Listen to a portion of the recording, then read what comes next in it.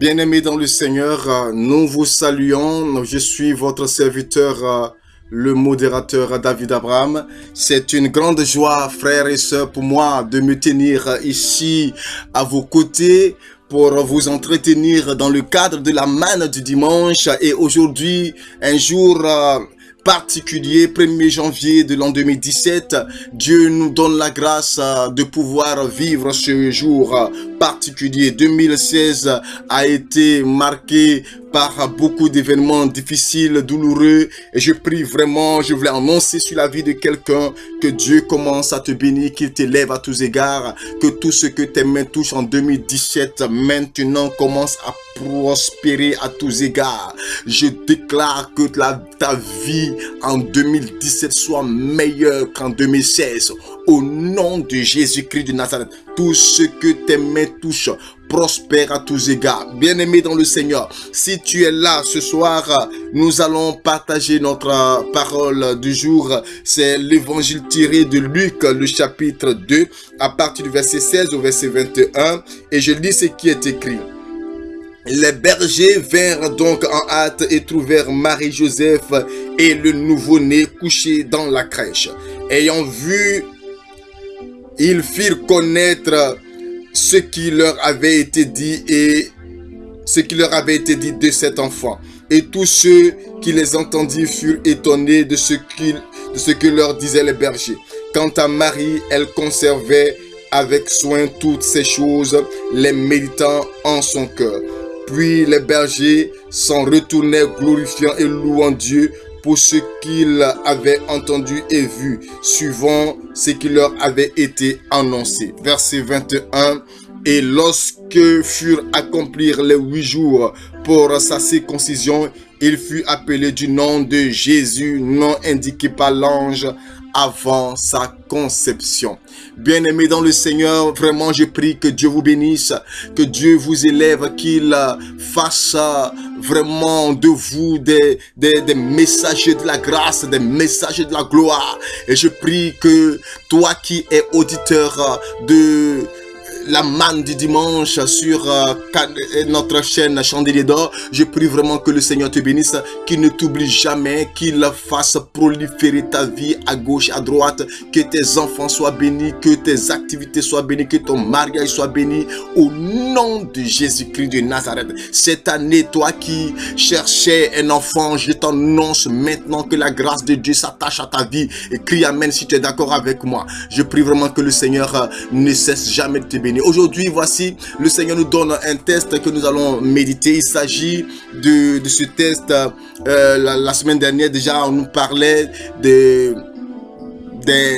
bergers qui avaient été visités par l'ange du Seigneur, qui leur avait annoncé que un enfant était né, le Messie proclamé par les prophètes, le prophète Isaïe, le prophète Michée, tous ces prophètes avaient annoncé véritablement l'avènement du Macha. Et cet événement avait pris forme, était arrivé, puisque tout Israël attendait ce moment, mais ce moment tardait à venir. Et les bergers ont été les personnes qui ont reçu ce message et qui leur dit: allez maintenant à cet endroit et vous verrez l'enfant dont on avait parlé. Le prophète Isaïe avait dit: c'est pourquoi la Vierge concevra, elle enfantera un enfant, un garçon, oui, et on l'appellera l'Emmanuel. Cet enfant maintenant, il est quelque part dans une crèche, allez voir. Et la Bible va nous dire aujourd'hui que les bergers, effectivement, ont couru et sont allés selon que l'ange leur avait dit. Ils sont allés voir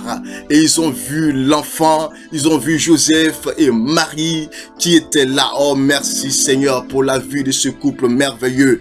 Ils les ont vus et ils étaient là. C'était vraiment merveilleux. Ils ont vu tout ce qui leur avait été annoncé par l'ange était vérifié. Et ils ne pouvaient plus se taire, ils ne pouvaient que parler. Ils ont annoncé à qui pouvait l'entendre que voici qu'un ange nous est apparu pour nous annoncer l'avènement du Machal, l'avènement du Messie, l'Emmanuel. Il est déjà né et les gens étaient véritablement dans la stupéfaction. Il y avait une grande joie qui avait commencé à se saisir dans la vie de tous ceux qui ont entendu cette parole. La Bible dit que Marie avait gardé tout cela dans son cœur et après 8 jours, l'enfant fut circoncis. Je rends grâce à Dieu pour cette parole. Vous voyez, aujourd'hui, grand jour dans le calendrier romain, puisque aujourd'hui est le premier jour de l'an, fête du nouvel an. Tout le monde est en train véritablement de se réjouir. Je prie vraiment que le Seigneur te bénisse. Je voulais dire à quelqu'un, ceux qui avaient dit que tu ne verrais pas l'année nouvelle, dis-leur, mon Dieu n'a pas dit son dernier mot. Alléluia. Mon Dieu n'a pas dit son dernier mot et il vient de manifester sa gloire. Je suis en plein pied dans cette année nouvelle. Bien-aimés dans le Seigneur, aujourd'hui l'Église célèbre un événement merveilleux qui est la fête de Sainte Marie, Mère de Dieu. Mais aussi aujourd'hui est la journée mondiale de la paix, parce que le prince de la paix a foulé les pieds sur la terre des hommes. Cette terre qui est bousculée par des événements, des crises par-ci, par-là.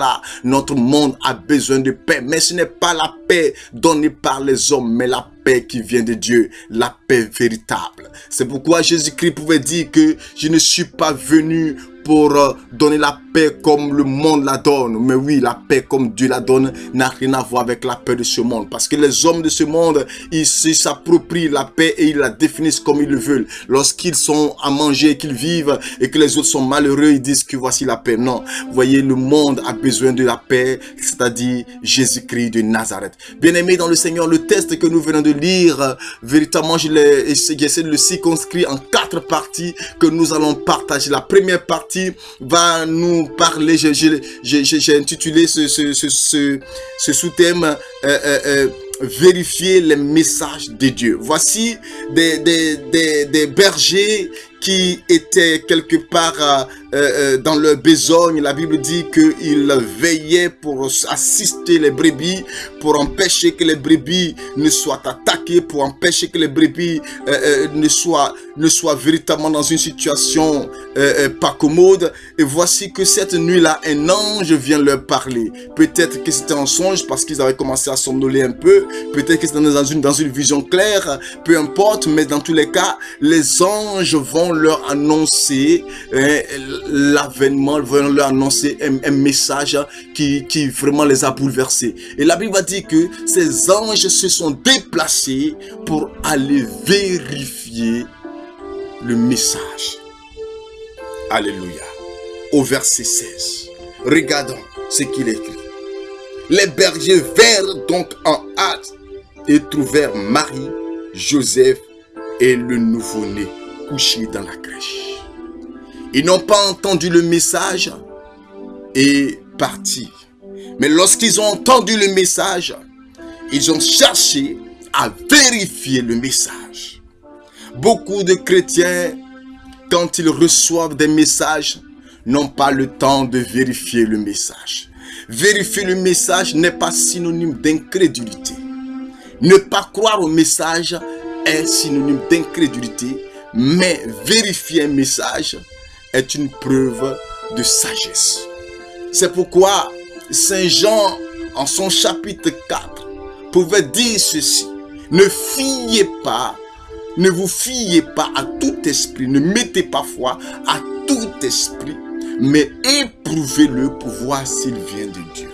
Le prophète Jérémie pouvait dire ceci: lorsque Dieu, par la bouche d'un prophète, annonce un événement heureux, c'est par l'accomplissement de ce message qu'on verra s'il est de Dieu. Gloire à Jésus. Lorsque un message qui annonce la bénédiction s'accomplit, alors Dieu l'a véritablement inspiré. Mais un message qui annonce des temps de gloire, de merveille, mais qui ne s'accomplissent jamais, sont des faux messages. Gloire à Jésus. Et des personnes peuvent te donner des messages avec des dates précises. On a entendu des gens dire: la fin du monde, c'est pour une date précise. Des dates ont été données. Ces dates sont passées. Et le monde continue d'exister.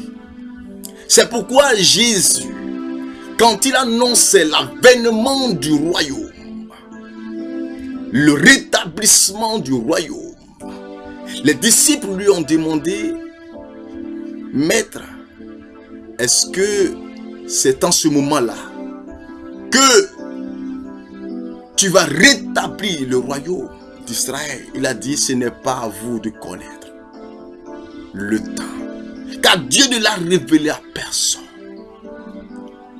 Alors il y a des choses que Dieu se garde pour lui-même.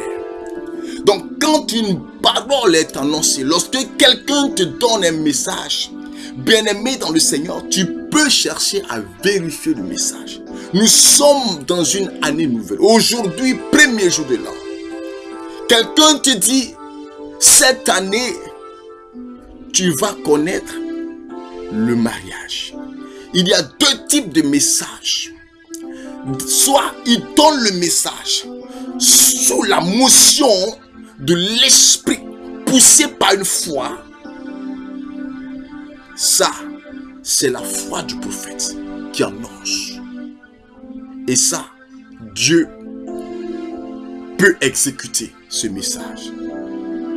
Mais lorsque le prophète dit, ainsi parle le Seigneur, ça ne dépend plus de lui, mais il engage toute la couche céleste, il engage Dieu. C'est alors que toi aussi tu dois demander à Dieu. Beaucoup de prophètes sont nés aujourd'hui. Bien-aimés, faisons très attention. Et des gens même dans des communautés disent aux gens, écoute, le Seigneur m'a dit, tu seras ma femme. Le Seigneur m'a dit, tu seras mon mari. Attention, vérifiez les messages. Et comme toi aussi, tu attends tellement à te marier, tu te laisses aller. Est-ce que Dieu t'a vraiment parlé? Vérifiez les messages que nous recevons.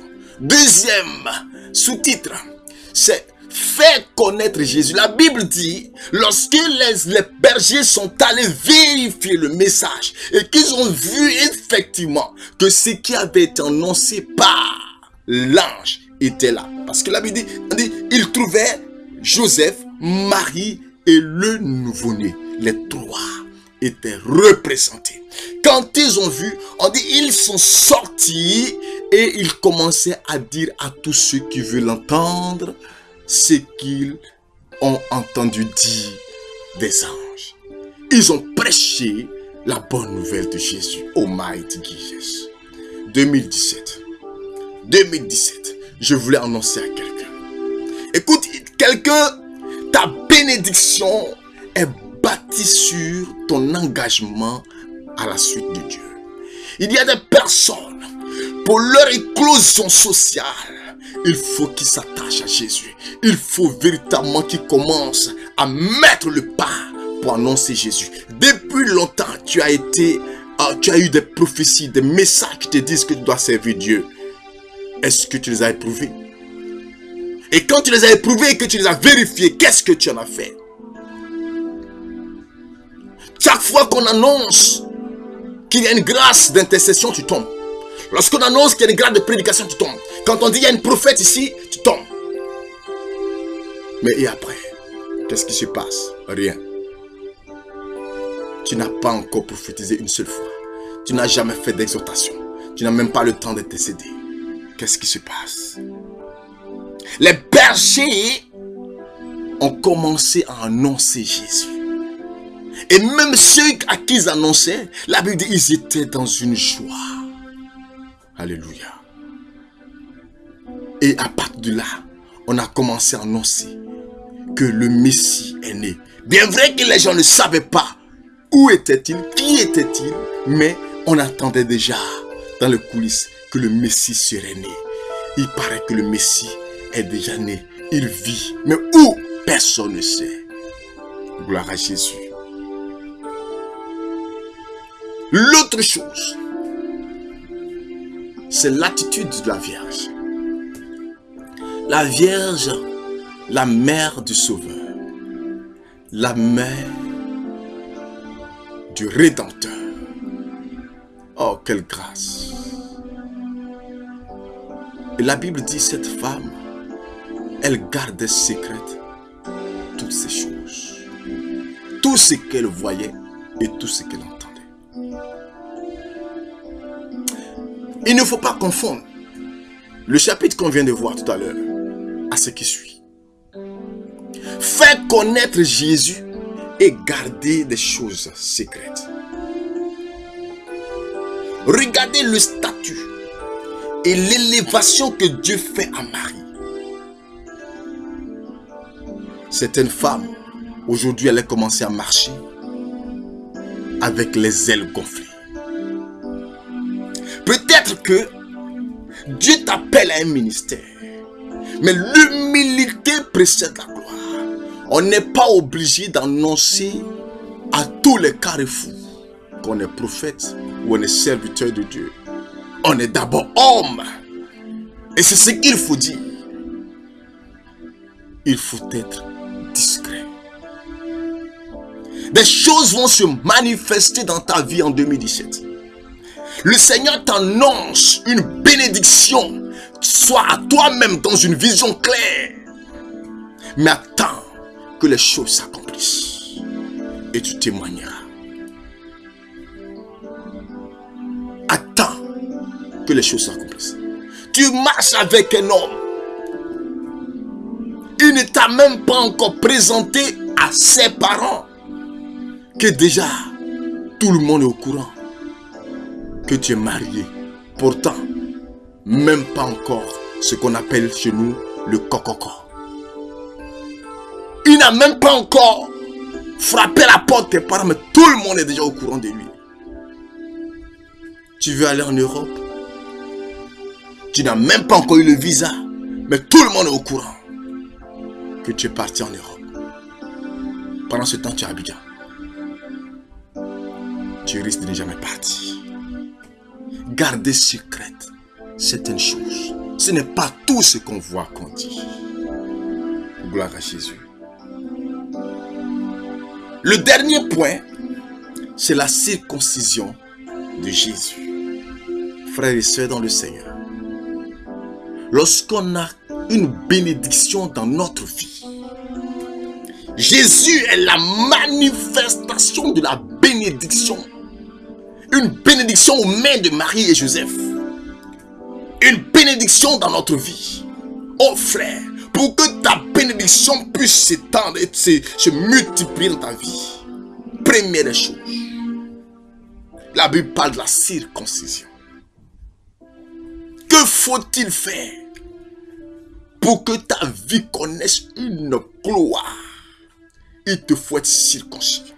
La circoncision, c'est l'acte qui consiste à couper une partie de notre corps pour le mettre en terre. Alléluia. Et le Seigneur l'a appelé une alliance. C'est le symbole de l'alliance. Dans la vie de tous les jours, il faut penser à l'alliance. Je ne parle pas d'argent, je parle d'alliance. Il faut entrer en alliance avec Dieu. Tu as commencé un travail et je vais annoncer à quelqu'un que 2017, tu connaîtras la grâce du travail, la promotion, l'élévation, mais il te faut une alliance. L'alliance qui consiste à prendre sur toi une partie de ton revenu pour aller vers Dieu et l'offrir. Cette attitude est aussi une attitude de consécration de ta vie. Consacre ta vie. 2017, il faut que ta vie soit consacrée. La circoncision était une vie de consécration. Il faut consacrer ta vie à Dieu. C'est pourquoi 8 jours après, l'enfant Jésus a été circoncis. Symbole d'une consécration. Mais la circoncision aussi est le symbole du baptême. le baptême. C'est pourquoi à l'Église catholique, nous baptisons tout le monde. Enfant, grand, tout le monde doit être baptisé. Bien-aimé dans le Seigneur, il faut que ta vie soit consacrée à Jésus. 2017 là, pour que la grâce de Dieu se manifeste. Il ne suffit pas d'annoncer que tu seras prospère, que tu seras élevé, mais il te faut la consécration de ta vie.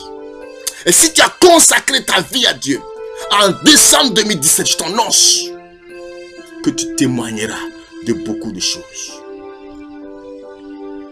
Je prie que le Seigneur te bénisse, qu'il t'élève, qu'il fasse prospérer toutes choses dans ta vie. Et qu'à compter d'aujourd'hui, tu ne manques de rien. Au nom de Jésus-Christ de Nazareth. Alors pour toutes les personnes qui veulent nous contacter, vous pouvez nous joindre au 00 225 05 05 54 49. Je reprends 00 225 05 05 54 49. Email source de vie 225 @gmail.com. Shalom.